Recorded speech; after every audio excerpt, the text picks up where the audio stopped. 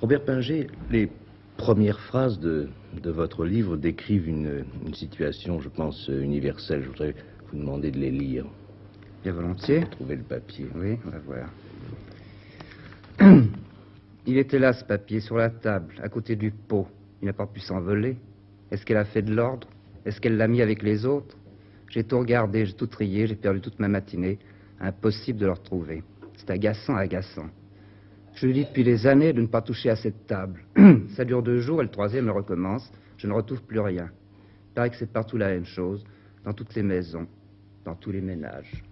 Bon, on peut dire, quand quelqu'un dit que c'est agaçant, c'est peut-être même un mot un peu faible. C'est plutôt de l'indignation, il me semble, qu'on éprouve quand on ne retrouve pas un papier, non? Oui, c'est de l'indignation. L'impression d'une injustice. Peut-être, enfin, de l'indignation rentrée, parce oui. que dans le fond... Et il m'a semblé que c'était ce ton d'indignation qui portait le livre jusqu'au bout. Je veux dire qu'il était le lit même du livre, non? Oui, d'accord. À ce moment-là, au cours des pages qui suivent, il ne s'indigne plus de ne pas retrouver le papier, il s'indigne contre lui-même, je crois, plutôt. Oui, mais le ton de départ est précisément le lancement, si on peut dire, du livre, c'est ça. Hein. Vous pouvez faire le portrait de quelqu'un, il le fait lui-même, mais j'aime mieux que ce soit vous qui le fassiez.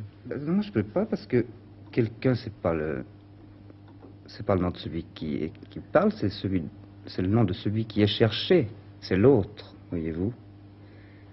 Mais il se définit malgré tout, je n'ai plus la page, je l'ai remis, je l'ai laissé dans le livre. Ah oui, mais il ne se définit pas comme quelqu'un, il se définit comme lui-même. Oui.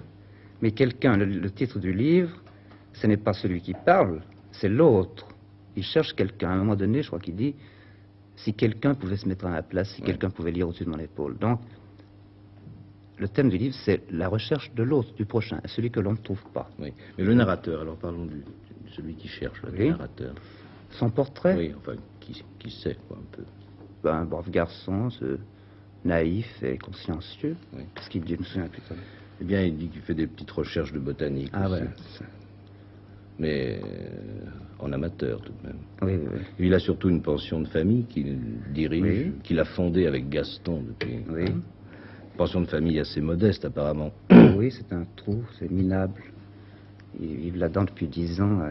Il y a des pensionnaires qui ont tous la même vie, la petite routine, triste. Il y a un jardin, mais qui n'est pas grand. Oui, on ne peut pas s'y tenir parce qu'il y a une usine à côté qui fait beaucoup de suie, beaucoup de fumée, alors on ne peut pas s'asseoir sur les chaises.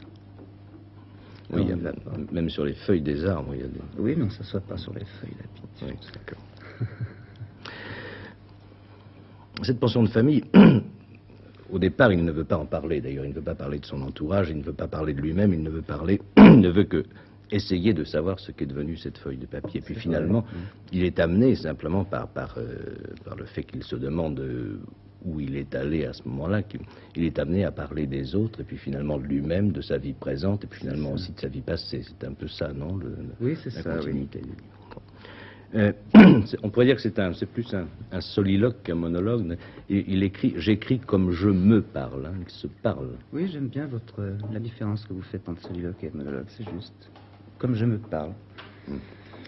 Ce qui excuse les grossièretés de temps en temps dans le livre, n'est-ce pas? Parce que quand on se parle à soi-même, on se permet des grossièretés. Oui. Et il a déjà fait ça il le dit aussi, il a déjà fait plusieurs fois des exposés antérieurement. Des exposés, dit-il, et des rédactions sur sa vie.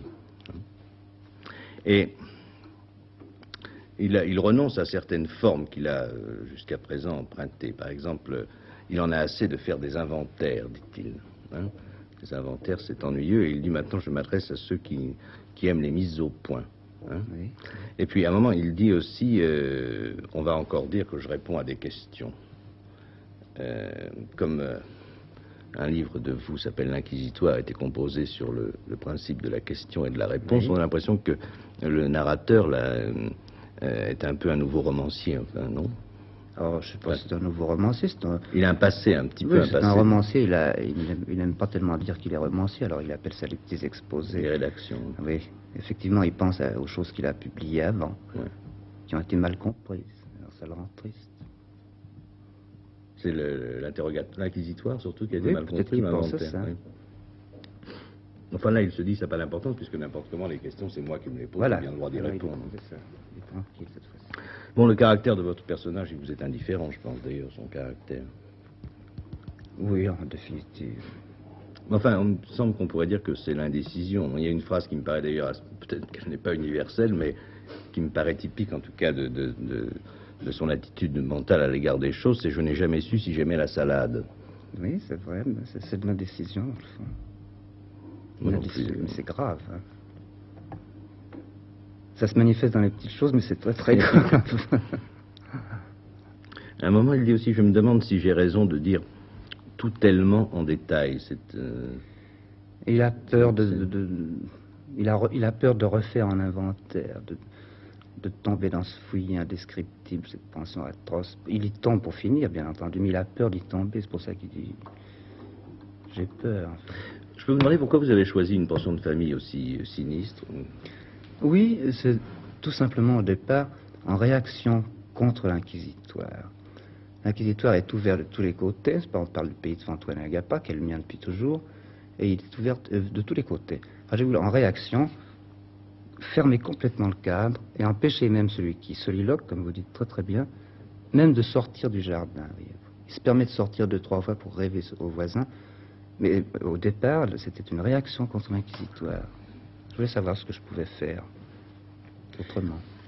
La pension de famille est fermée d'ailleurs, mais lui se ferme lui-même beaucoup de portes en ne voulant pas entamer des conversations. Par exemple, ça lui paraît impossible d'entamer une conversation. Et là, on arrive au ton, à ce qu'il dit du ton qu'on a en parlant. Hein. Et il dit, le ton, ce qu'il y a de plus difficile à attraper, un ton faux peut vous avocher toute une vie. C'est effrayant quand on y pense, plus qu'effrayant, mortel. Et on se demande des fois de quoi meurent les gens. On ne peut pas l'expliquer, on ne comprend pas, on dit mystère, ils sont morts de leur ton. Ils n'avaient pas piqué le bon au départ, le ton, c'est vital.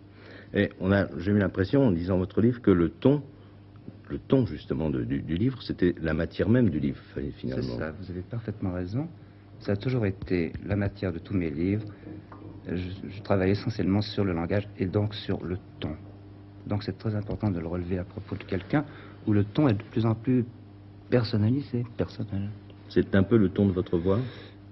Oui, j'ai voulu faire cette expérience. Vous êtes content d'avoir le féminin? Très enchanté. Ces dames ont été d'une gentillesse, d'une compréhension et d'une élégance dont je les remercie infiniment. Merci.